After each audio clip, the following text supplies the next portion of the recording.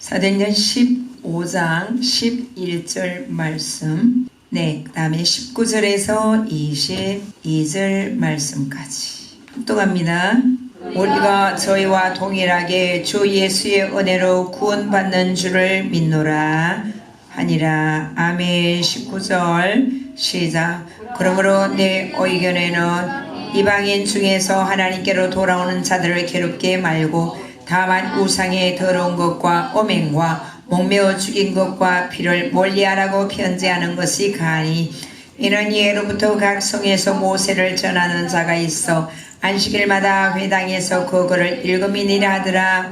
이에 사도와 장로와 온 교회가 그 중에서 사람을 택하여 바울과 바나바와 함께 안디옥으로 보내기를 가결하니, 곧 형제 중에서 인도자의 바사바라 하는 유다와 실라더라. 아멘. 우리는 주 예수님의 은혜로만이 라는 제목이 되겠습니다. 우리가 말씀 듣기 전에 먼저 하나님께 기도 올리고 말씀을 듣도록 하겠습니다. 어제부터 시작한 이 한파, 그렇게 만만한 건 아니죠.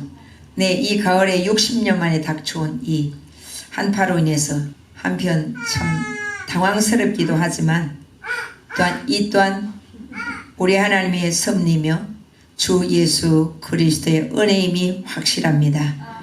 창세기서 8장 22절 말씀에 보면 땅이 있는 동안에는 심음과 거둠과 추위와 더위와 여름과 겨울과 낮과 밤이 쉬지 아니하리라 라고 말씀하셨어요.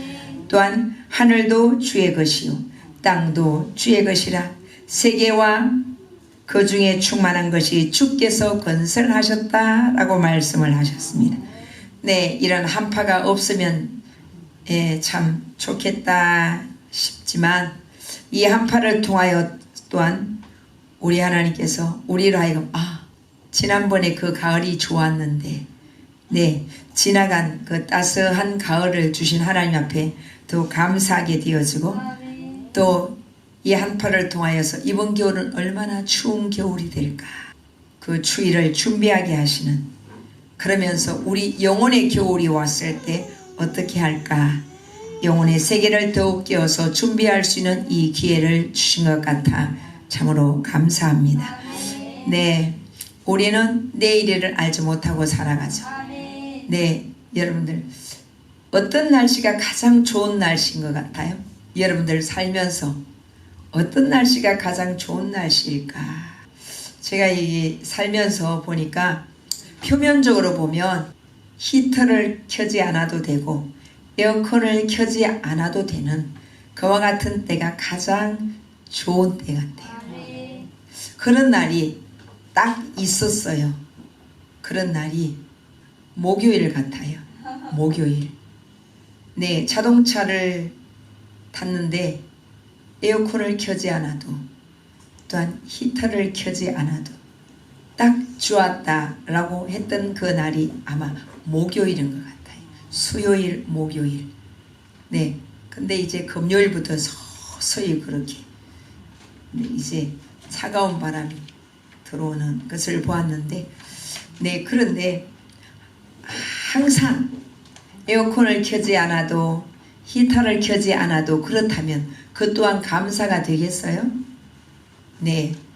에어컨을 켜지 않아도 히터를 켜지 않아도 그것도 그때가 딱 좋은 계절이다 라는 생각이 드는데, 그런데 살면서 보니까 엄청 더웠던, 무더웠던 그런 날을 통하여서 대한민국에 겨울을 주신 하나님이 얼마나 감사한지, 엄청 아주 뭔가 문고리를 잡더라도 손이 꽁꽁 얼어붙는 그런 때를 통하여 하나님 너무 감사하다, 그렇게 땀 흘리는 그 더위를 주신 하나님이 얼마나 감사한지, 아주 그럴 때는 엄청나게 폭발적으로 감사가 일어났던 것을 생각해 봅니다.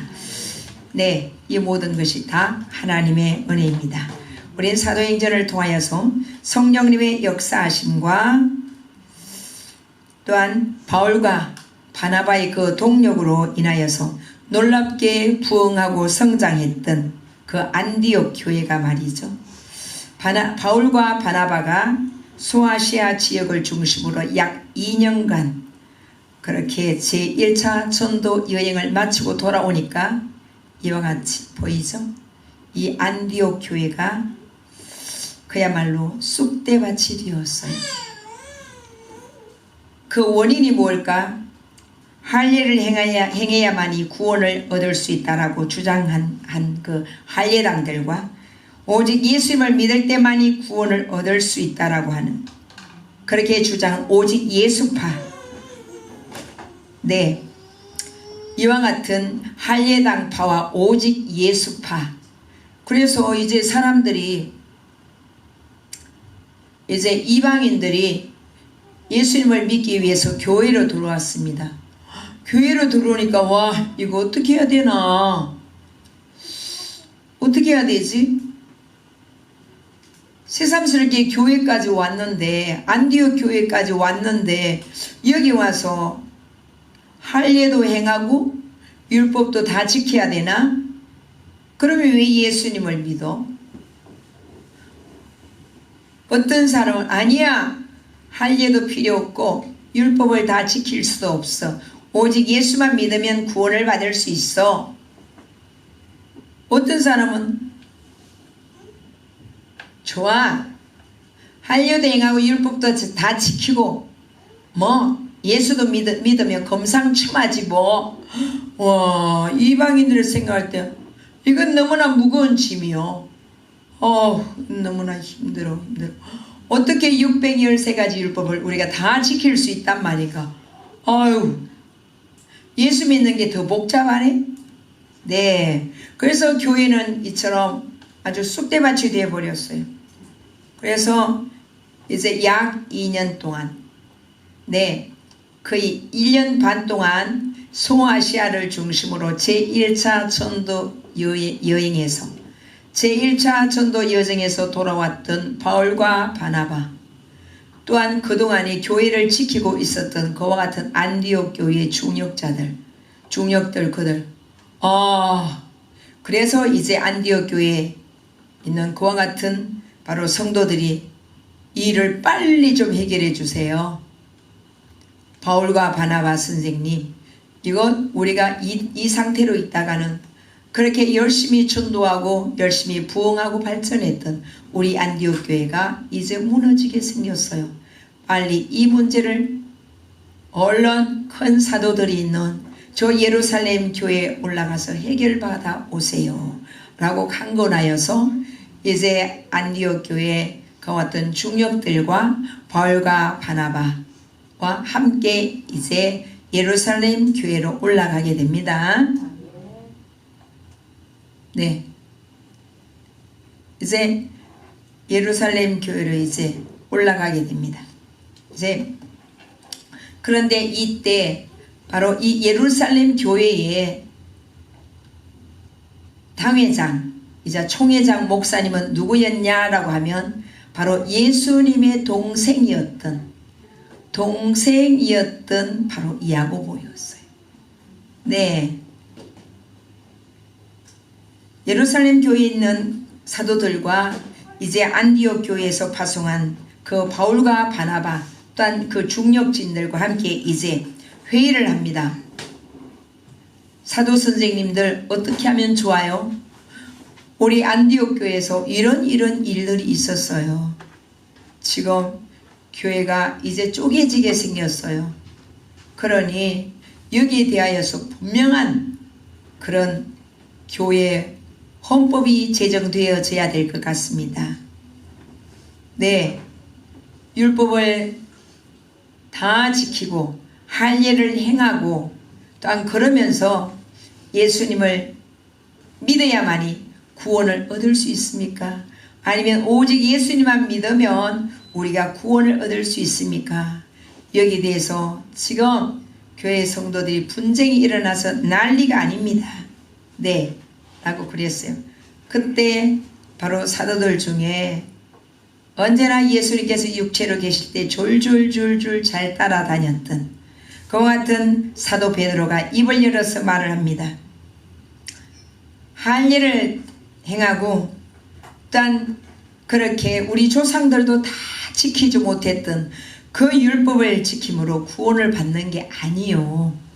오직 우리의 구원은 주 예수 그리스도의 은혜로만이 얻을 수 있습니다. 라고 이렇게 그렇게 이제 선포했습니다. 그리고 이제 사람들이 그래 맞아 맞는 것 같아요. 이제 그러면서 그의 결론이 내려지기를 마무리는 누가 하냐? 이제 예루살렘 교회의 당회장이자 총회장이신 바로 예수님의 동생 야고보가 하나님의 말씀을 이제 그렇게 근거로 해서 레위기서 17장 10절에 기록된 말씀을 통하여서 무릇 이스라엘 집 사람이나 그들 중에 거하는 타국인 중에 어떤 피든지 먹는 자가 있으면 내가 그 피 먹는 사람에게 진노하여 그를 백성 중에서 끊으리니, 이 말씀을 이제 근거로 하여서 제 의견에는 이방인 중에서 하나님께로 돌아오는 자들을 괴롭게 하지 말고, 이방인들이 어떻게 율법도 다 지키고 어떻게 할례도 그렇게 다 행하고 또한 예수님을 잘 믿을 수 있단 말입니까? 원래 유대인이었으면 모르겠지만 그러니까 이방인들이 하나님께로 돌아오는 그 일에 이방인들을 괴롭게 하지 말고, 다만 레위기서 17장에 기록된 그 말씀같이 우상의 더러운 것과 엄행과 목매어 죽인 것, 이 피를 멀리하라고 하는 것이 가장 옳습니다 라고 말했어요. 그래서 하나님의 말씀 그대로 선포해서 이제 그렇게 이제 땅 결론을 내렸어요. 이것이 곧 그렇게 중요한 예루살렘 종교회의입니다. 예루살렘 종교회의. 다같이 예루살렘 종교회의, 거의 AD 50년에 진행되었던 예루살렘 종교회의인데요. 그래서 이것을 이제 공문서를 작성했어요. 공문서를 작성해서 바울과 바나바 편에 보내면 아유 자기들끼리 짜고 치고 했나? 그러면 우리가 차라리 이게 왜 예루살렘 교회에 그렇게 총회하라고 보낼 필요 없지. 그래서 이제 믿지 않을 것 같아서 안디옥 교회 그 성도들이 스스로 똑똑해서 믿지 않을 것 같아요. 그래서 이제 예루살렘 교회에서 공문서를, 우리가 종교회의한 내용은 이렇습니다. 그래서 우상에 들은 것과 엄행과 목매어 죽인 것과 피를 멀리하시고, 자 이렇게 해서 오직 우리의 구원은 율법을 다 지키거나 할례를 행하거나 그렇게 해서 구원을 얻을 수 있는 게 아니라 오직 주 예수님의 은혜로만이 구원을 얻을 수 있습니다. 이 공문서를 잘 작성해서 다른 사람, 예루살렘 교회 성도들이 유다와 실라의 편에 이제 그 편지를, 그 공문서를 붙여서 이제 안디옥 교회에 와서 여러분들 바로 예루살렘 교회에서 이렇게 회의한 결과입니다 라고 그렇게 선포했습니다. 이것이 뭐라고요? 예루살렘 종교회의다 이 말입니다. 주 예수 그리스도의 은혜로만이 바로 우리는 구원을 받았습니다. 또한 세상에 있는 사람들도 주 예수 그리스도의 은혜로만이 예수께로 돌아올 수 있고 그들도 역시나 하나님의 백성들이 되어질 수가 있다는 사실이죠. 주 예수 그리스도의 은혜가 아니면 우리는 이미 죄로 말미암아 영원히 죽어서 절대로 살 소망이 없었던 자들이죠. 그러기에 오늘 여기에 우리 함께하는 우리 모두는 다 하나님의 은혜를 받은 자입니다. 하나님의 은혜 그 자체입니다. 우리 하나님께서 베풀어 주신 이 은혜는 세상 사람들이 밥 한 그릇 사줬을 때 아유 감사합니다. 저도 대접하겠습니다. 옷 한 벌 사줬을 때 아유 정말 감사합니다. 옷 잘 입고 있습니다. 강아지 한 마리 줬을 때 아유 강아지가 잘 자라고 있어요. 이런 게 아니에요. 바로 우리 하나님의 은혜는 밥 한 그릇이나 옷 한 벌이나 또한 사람의 필요함을 채워주거나 하는 이런 차원이 아니다라는 사실입니다.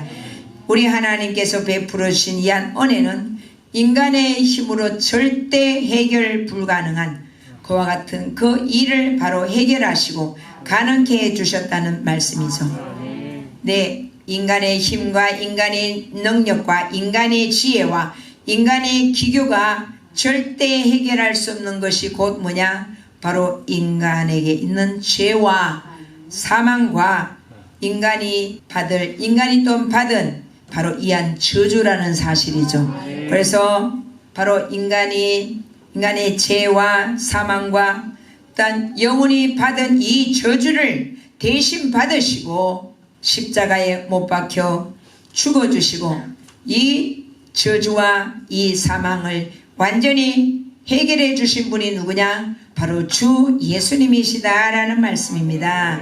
네, 그래서 이제 그래도 예수 안에 있는 자에게는 결코 정죄함이 없다라고 말씀을 하셨어요.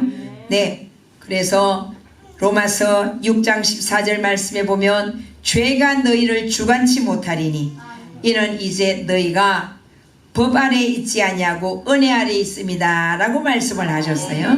네, 그러니까 예수님 믿는 사람은 세상으로부터 어떤 악한 세력이 그 누가 저주해도 저주도 안 받아. 왜? 이미 여호와는 나의 방패가 되시기 때문에 예수님은 우리의 방패이시고 우리의 힘이시고 우리의 능력이시고 우리의 피할 바위가 딱 되셨기 때문에 시편 18편 말씀에 나오죠. 여호와는 우리의 힘이시오 능력이시오 방패시오 환난 날에 만날 우리의 큰 도움이 되신다라고 말씀하셨어요. 그러기에 예수님을 믿는 사람은 그 어떤 저주도 안 받는 거예요. 어떤 무당이 아무리 저주를 해도 그 저주를 받지 않는 거예요. 네, 그러기 때문에 얼마나 감사한지요. 네, 제가 말씀을 드렸죠. 조그만한 게 10살이 네, 우리 로운이보다 약간 더 먹은 게 교회 빨빨 다녀. 그때부터 바로 우리 집에는 무당이 얼씬도 못하게 되었어요. 네, 그러니까 우리 예수님의 그 십자가의 그 은혜가 얼마나 감사한지. 네, 예수 그리스도의 십자가의 그 보혈과 은혜는 세상의 금, 은, 보화, 부귀영화 다 준다 해도 살 수도 없어요. 살 수도 없어.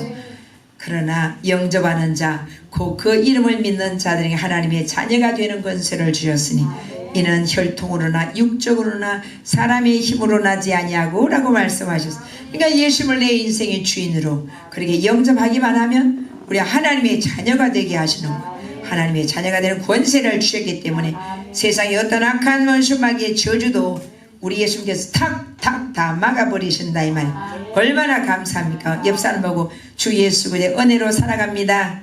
네, 그럼요. 그래서 로마서 8장 2절 말씀에 보면 그래도 예수 안에 있는 자에게 그래도 예수 안에 있는 생명의 성령의 법이 죄와 사망의 법에서 너를 해방하였습니다 라고 말씀하셨어요.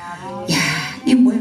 그리스도 예수 안에 있는 그리스도 예수 안에 있는 생명의 성령의 법이 죄와 사망의 법에서 나를 해방하였다라고 하셨어요. 생명의 성령의 법이 나를 죄와 사망의 법에서 해방하셨는데 그러면 생명의 성령의 법의 원천이 어디에서 나오냐?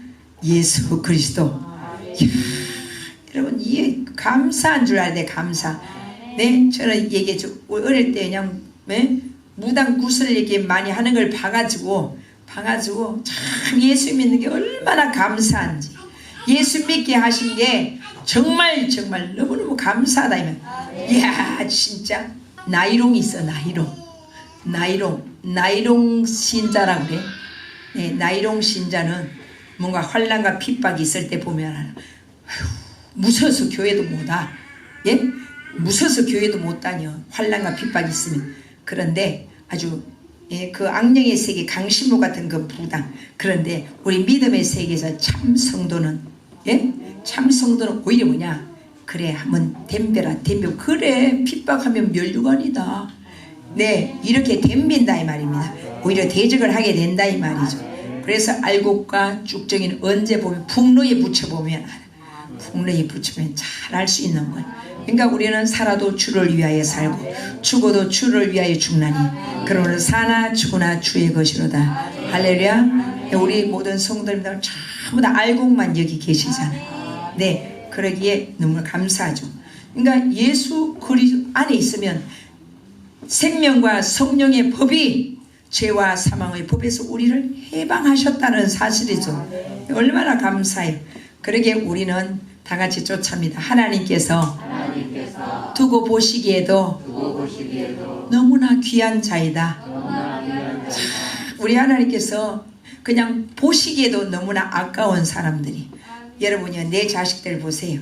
남들 보기에 남들 보겠지. 야가 마이크 들고 그러고 있어요. 근데 딴 사람은 뭐요? 그렇지? 좀 조용히 안 시키나? 아니 마이크 들고 있는데 좀 마이크를 뺐던지 왜 저래? 근데요 이게 안 보여. 시끄러운 소리가 뭐야? 아이고 이쁜 내 새끼 많이 들고 그래 벌써 저렇게 컸냐? 안 보여. 왜 내 새끼라? 이쁜 거요. 남들은 그러죠. 아유 좋답니다. 나도 다 그랬어. 나도 다 그랬다 이 말이요. 나도 다 그랬던 거요. 네. 그러기에 우리는 저거 할 필요 없어. 나도 다 그랬다 이 말. 또 여러분 또 후손이 나면 또 쫓아합니다. 나도 다 그럴 거야. 그럼요. 그럼요. 그러니까 우리는 다 물에 비치면 얼굴이 서로 같거니와 사람의 마음도 이에 서로 비친다라고 하셨어요. 그 내 눈에 보이는 모든 것이 뭐 누구 모습이라고? 내 모습이에요. 내 모습이에요. 나 애 다 키웠어. 네 손주 나 조금 있으면. 조금 있어도 네 손주가 나와. 그러니까 아이고 저거 안 빼앗나 마이크 안 빼앗 그러라고 그러지 말라고. 그럴 필요 없어. 카메라 뜨면 몇 번 하다가 재미없어. 그러면 나 오히려 그 마이크 뺐다가는 더 소란스러워. 가만히 놔두면 때가 되면 안 하게 되어 있어요. 네, 자 그래서 우리는 하나님께서 두고 보시기에도 너무나 아까운 자다. 시작. 두고 보시기에도 너무나 아까운 사람이에요. 그러기에 이렇게 된 것은 왜 그래요? 주 예수 그리스도의 은혜 때문이다 이 말이죠. 주 예수 그리스도의 십자가의 사랑, 주 예수 그리스도의 보혈의 그 사랑, 주 예수 그리스도의 죽어주심의 그 사랑, 그 은혜 때문에 바로 우리들은 참 하나님께서 두고 보시기에도 아까운 사람들이기 때문에 우리는 더욱더 참 이게 존중해야 되겠죠. 네, 우리가 아이고 너 같은 거 이래도 하나님께서 두고 보시기에 아까운 자. 왜? 내가 너를 샀어. 내가 너를 내 것이라 불렀어. 내가 너를 거서가했고 내가 너를 지명하여 불렀나니 너는 내 것이야. 하나님의 것이기 때문에 하나님께서 두고 보시기에도 아까운 사람이라는 사실이죠.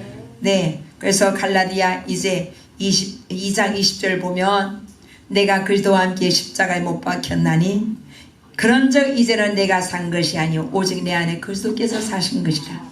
이제 내가 육체 가운데 사는 것은 나를 사랑하사 나를 위하여 자기 몸을 버리신 하나님의 아들 믿는 믿음 안에서 사는 것이다 라고 하셨어요. 정말 우리가 하나님께서 두고 보시기에도 아까운 사람이다라는 사실을 인정한다면 어떻게 살아야 되냐? 그리스도 예수 안에서 사는 자들이 되어져야 됩니다.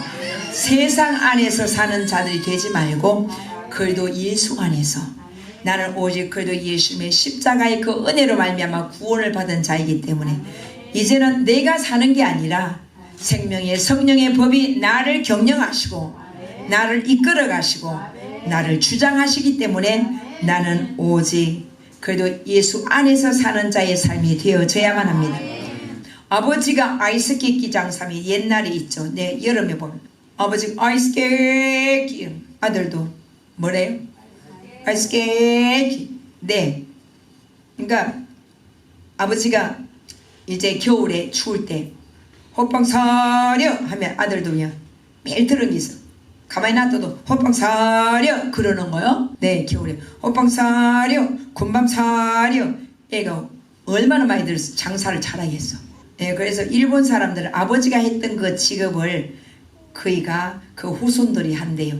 그래서 장인의 정신을 가지고 하는데 우리나라는 참 이상한 딱 하기 싫은 게 있어. 아버지가 했던 것만은 안 하고. 그래서 장인이 별로 없는데 대한민국에 장인이 별로 없는 거예요. 왜? 아버지가 했던 거 말고 딴 거 하면 그런데 여러분 보세요. 우리가 밀면이다라고 해도 벌써 밀면의 역사이라면 50년 전통. 왠지 가고 싶어요? 안 가고 싶어요? 가고 싶다 이 말이죠. 이 가고 싶어 하면서도 자기는 아버지가 했던 그 일을 하기 싫어한다는 게 우리나라는 너무나 참 이상한 나라다. 그의 아버지가 했던 거, 부모가 했던 것을 그 자식이 하면 그의 성공률이 70% 이상이에요. 벌써 70점은 깔고 가는 거예요. 자기는 조금만 하면 거의 80%, 70, 80%라고 해요. 성공률이. 자기 조금만 뭐 하면 친절하면 돼. 네, 이러면 되는 거예요. 근데 딱 하기 싫어하는 것은 참 대한민국이 참 재밌는 나라.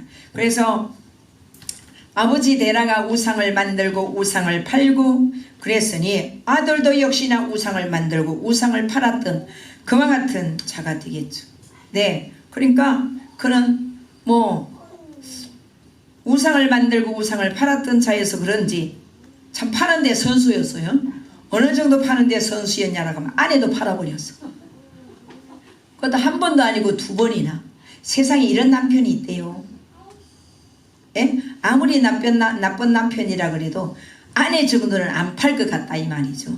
그런데 아내도 2번이나 팔아먹은 인신매매범이었어요. 하지만 우리 하나님은 그를 들어서 믿음의 조상이요 열국의 아버지라고 세워주셨어요. 그가 누구냐? 그는 아버지도 속여먹은 거짓말쟁이로 아주 유명합니다. 그럼에도 불구하고 12지파의 조상이 되게 하시고 12지파의 우두머리가 되게 하셨어요. 나는 입이 뻣뻣하고 혀가 둔한 자입니다.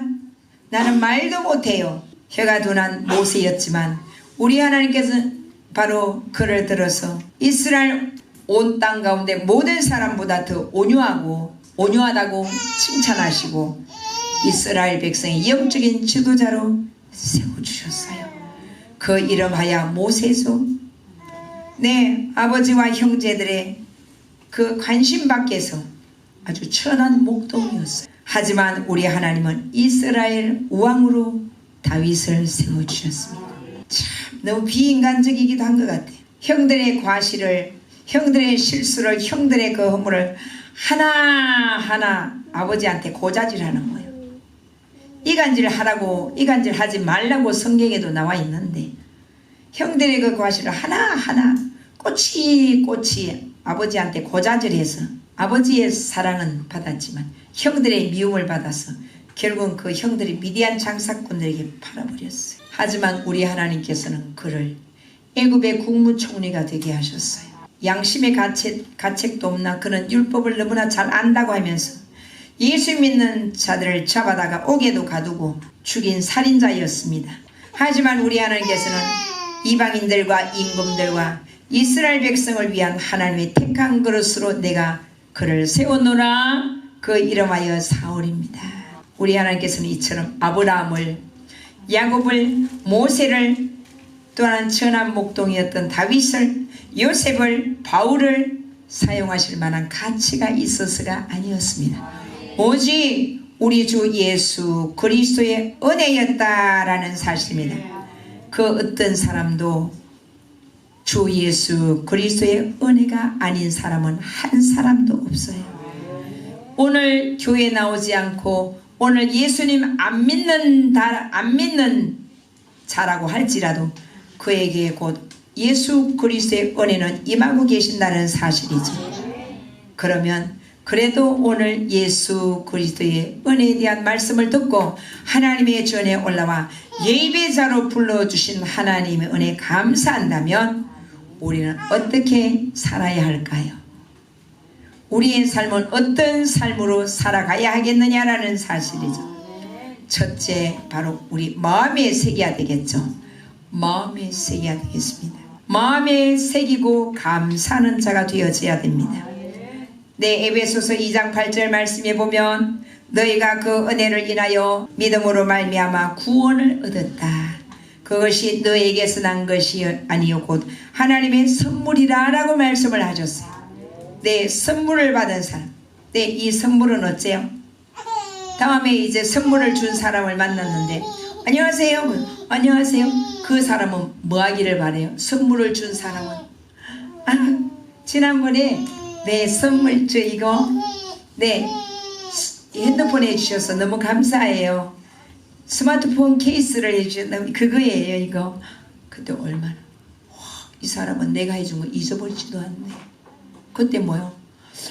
나 학생 그래 내가 겨울에 올겨울에 엄청 추울 것 같은데 벌써 한파라. 야 내가 방 한복이라도 한 벌 사줄까?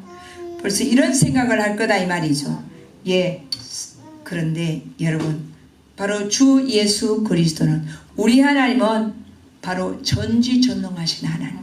사람도 이와 같이 나도 이걸 감사할 때 방 한복이라도 한 벌 사줄까? 라는 그런 생각을 할 텐데 우리 하나님 앞에 감사에 감사한다면 특별히 하나님 나를 죄악과 저주와 질병과 사망의 고통에서 나를 건져주신 그 은혜에 범사에 감사라 라고 말씀을 하셨어요. 감사할 때 얼마나 우리 하나님께서 우리에게 뭐를 아까워하시겠어요? 너희의 또한 허물과 자 우리 찾아봅니다. 에베소서 2장 찾아봅니다. 에베소서 2장 네 1절 말씀부터 1절 말씀 시작. 허물과 죄로 죽었던 너희를 살리셨도다. 아멘. 참 이게 여러분 이 말씀이 너무 신통방통한 거예요. 죄의 싹은 뭐라고 그랬어요? 사망이다 이 말입니다. 죄의 싹은 사망이라고 이게 완전 언약이다. 성경에 기록된 약속이에요. 그런데 이걸 사람이 절대 아무도 해결할 수 없어. 근데 이 문제를 해결하시기 위해서 친히 예수님께서 바로 죽어주셨다는 사실이에요. 아무도 해줄 수 없는 해결해 줄 수 없는 그것을 우리 예수님께서 해결해 주셨다 이 말. 그러기에 우리는 이것을 마음에 새겨야 돼요. 그래서 최고로 복된 자가 어떤 자인가? 주야로 여호와의 말씀을 묵상하는 자들. 예, 이제 마음에 새기고 이제 감사한다면 뭐 해야 될까요? 보답할 줄 알아야 되겠죠. 보답할 줄 알아야 돼. 보답. 이것이 곧 부활입니다. 네, 알레프, 베이트, 기멜. 예, 우리 예수님께서 뭐냐? 십자가에 못 박혀 죽으시고 3일 만에 부활하셨다고 그랬어요. 3일 만에 부활. 그래서 예수님께서 나의 죄악과 허물을 위하여 십자가에 못 박혀 죽으시고 3일 만에 곧 하루 이틀 사흘 이렇게 보면 사흘이고 3일. 네, 그래서 3일 만에 부활하심을 믿는 이들이라면 우리들도 부활의 신앙생활을 할 수 있어야 돼요. 이 부활이 뭐냐? 이제 달리다 소녀야 내가 네게 말하노니 일어나라. 네, 여러분 죽은 자와 산 자를 언제 알 수 있냐라고 하면 네, 바로 산 자와 죽은 자의 차이는 죽은 자는 새날이 되었어도 눈 뜰 줄 몰라. 에? 아침이야 해도 눈 뜰 줄 몰라. 우리는 옛날에 그런 말 했어. 그냥 내가 죽을 때는 그냥 자는 듯이 죽게 없어서. 여러분 자는 듯이 죽으면 안 돼요. 죽기 전에 며칠은 아파야 돼. 한 3, 4일이라도 아파야 돼. 아프면서 뭐냐? 내 죄를 위해서 십자가 못 박혀 죽으신 우리 주님 얼마나 아프셨을까? 그것도 감사하기도 하고 죄를 지은 나 자신에 대한 회개도 하고 그래서 자는 듯이 가는 인생은 별로예요. 하나님 나 자다가 죽게 없어서 그러지 말고 이제 죽기 전에 하나님 며칠은 아프고 적어도 한 3, 4일은 아프면서 나 자신의 죄악도 돌아보고 그러면서 온전히 하나님 나라를 잘 준비해야 돼요. 그러면서 또 후손들에 대하여서 너희들 내가 가는 천국에서 꼭 만나자. 한 사람도 천국에서 못 만나는 자들이 있으면 안 된다. 이렇게 다 유언을 해야 돼요. 유언을 하고 그렇게 이렇게 하나님 나라 갈 때도 몽롱하게 가는 게 아니라 정신 차려서 가야 돼. 정신 차려서 가야지. 여러분 결혼식장 신부가 결혼식 할 때 여러분요 주례사가 신랑 신부 입장할 때 그때 신부가 몽롱해 갖고 여러분 못 가 오빠 나 신부 입장 못 하고서 그럼 되겠어 안 되겠어? 그 안 되죠. 정신 똑바로 차려서 신부 입장하는 것처럼 네 하나님 나라 갈 때도 정신 차려서, 정신이 몽롱한 상태가 정신 바짝 차려서 바로 우리의 끝날이 마무리되어지고 신랑 대신, 영원한 신랑 대신 예수님의 품에 안겨야 된다는 사실입니다. 그래서 우리는 이 보답이 뭐냐? 이제 부활의 성도들로서 살아야 돼요. 아, 그냥 그만하세요, 그만하시라고요. 이게 아니라 나 보답하며 살아야지. 이제 지금까지 이렇게 살았지만 이제 나 일어서야지. 앉아있던 자는 일어서서 걷고, 걷던 자는 뛰고, 뛰는 자는 달리고, 이런 신앙이니 부활의 신앙입니다. 네, 언제나 예수 그리스도의 십자가 감사. 예수님의 십자가의 그 사랑 하나로만 되면 안 돼요. 십자가와 부활이 바로 하나로 딱 결집이 되어져야 돼. 예수님 내 죄 때문에 십자가 비울렸, 예수님 내 죄 때문에 십자가 그러면 안 된다 이 말입니다. 예수 그리스도의 십자가 보혈, 내 죄 때문에, 내 죄악과 허물 때문에 이제는 뭘로 살아야 돼? 부활의 성도로 살아야 돼. 예, 살아야 됩니다. 네, 그래서 우리는 바로 예수 그리스도의 그 은혜와 그 사랑을 마음에 새기고 또한 감사하는 자라면 뭐 해야 된다? 부활의 신앙생활이 되어져야 된다라는 말씀이, 이걸 잊어버리면 절대 안 돼요. 하나님의 은혜를 잊어버린 너희여, 이제 이를 생각하라. 그렇지 않으면 내가 너희를 찢으리니 건질 자가 없다라고 말씀을 하십니다. 그러기에 우리는 늘 부활의 성도들로 하나님 앞에 감사하면서 제사의 삶을 살아야 돼요. 그래서 감사로 제사란 것은 내 생각을 죽여야 돼. 나 그래도 하나님께서 나한테 이렇게 해주시는 것은 있지, 나도 한 일이 있어, 나도 그래 심었거든. 이거는 제사로 하나님 앞에 감사드리는 자가 아니에요.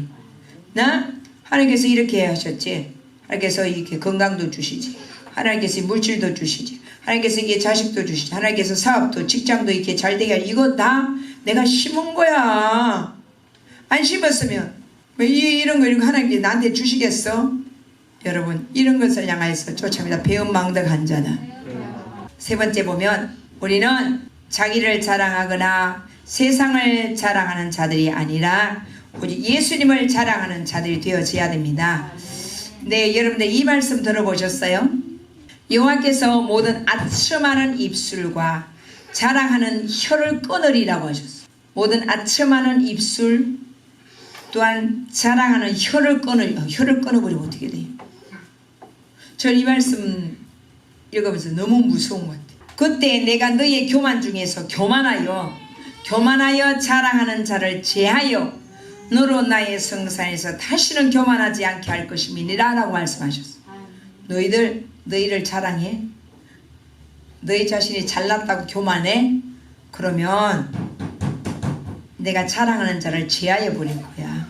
예, 여러분, 우리는 세상에 살면서 다른 사람들이 칭찬해 주기를, 당신 진짜 예수님 잘 믿는 자다, 이럴 때 내가 기분이 더 좋을까요? 아니면 당신 자식 진짜 잘났어, 예, 어떤 게 더 기분이 좋을까요? 당신 진짜 자식 대단해, 당신 자식 너무 잘났어. 우리는 세상 것을 자랑할 때 하나님께서 교만한 자라고 여기시고 바로 제하에 버리신다고 하셨어요. 그리고 나의 성산에서 다시는 교만하지 않게 할 것임이라고 하셨습니다. 자랑하는 자는 곧 명철하여 하나님을 아는 것과 나 여호와에 대하여 자랑하라 라고 말씀을 하셨어요. 나 여호와는 어떤 자인데? 인애와 공평과 정직을 땅에 행하는 자라고 이렇게 자랑해라. 나는 이 일을 기뻐하노라 라고 말씀을 하셨어요. 베풀어 주신 그 은혜와 그 사랑에 이제 감사하는 자의 우리의 삶은 어때야 될까? 처음 사랑을 회복해야만 합니다. 처음 사랑을 회복하지 않으면 우리 하나님께서 바로 촛대를 옮기신다고 하셨어요. 그러기에 우리는 어떤 경우도 바로 처음 사랑을 회복할 수 있는 이와 같은 성도들이 되어져야 됩니다. 그리고 주 예수 그리스도의 은혜로만이 내가 구원을 받았고 주 예수 그리스도의 은혜로만이 내가 오늘의 삶을 살아간다라고 확신한다면 우리는 인애와 사랑이 풍성하신 우리 하나님의 사랑을 내가 받았으므로 나도 이웃에게 사랑을 홀로 보낼 줄 알아야 된다라는 말씀입니다. 네, 이제 마지막으로 보면 하나님의 소원을 이루는 자가 되어져야 됩니다. 주 예수 그리스도의 은혜로 말미암아 내가 구원을 얻었다. 구원이라고 하면 뭐냐? 구원이라고 하면 바로 나의 모든 문제에서 해결되어짐을 받은 자, 모든 문제에서 풀려난 자, 이와 같은 자는 하나님의 소원을 이루는 자가 되어져야 된다라는 말씀을 하셨어요.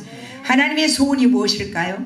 주 예수 그리스도의 은혜로 내가 구원을 받았고 나의 삶이 살만함을 느낀다면 우리는 하나님의 소원을 이루는 자, 예수께서 나와 일러 가라사대 하늘과 땅의 모든 권세를 내게 주셨으니 그러므로 너희는 가서 모든 족속으로 제자를 삼아 아버지와 아들과 성령의 이름으로 세례를 주고 내가 너에게 분부한 모든 것을 가르쳐 지키게 하라. 볼지어다 내가 세상 끝날까지 너희와 항상 함께 있으리라 라고 말씀하셨어요. 한 시대는 가고 한 시대는 옵니다. 내가 사랑하는 이들도 때가 되면 떠나게 되어 있어요. 내가 존재하는 동안에 영원히 떠나지 않겠다고 약속하신 분이 누구냐? 곧 그리스도 예수님이십니다. 어떤 자들에게 주 예수 그리스도의 은혜로 구원을 받음을 확신하는 자들에게 또한 이후에 우리 주님을 맞이할 수 있는 그와 같은 은혜도 주신다는 사실입니다. 사랑하는 부관교회 모든 성도님들, 우리들은 주 예수 그리스도의 은혜로만이 구원을 얻었고 주 예수 그리스도의 은혜로만이 저충에 대한 소망을 가지고 오늘도 이 땅을 살아가고 있습니다. 이것을 깨닫는 우리 모두라면 이제 주 예수 그리스도의 은혜를 받은 자들로서 언제나 늘 감사하고 늘 그리스도 예수님과 함께 기뻐하면서 이 사랑을 우리 이웃을 향하여 나누고 전달하고 흐르게 할 수 있는 사랑 모든 성도님들 다 되시기를 그리스도 예수님의 이름으로 간절히 축복합니다. 아멘.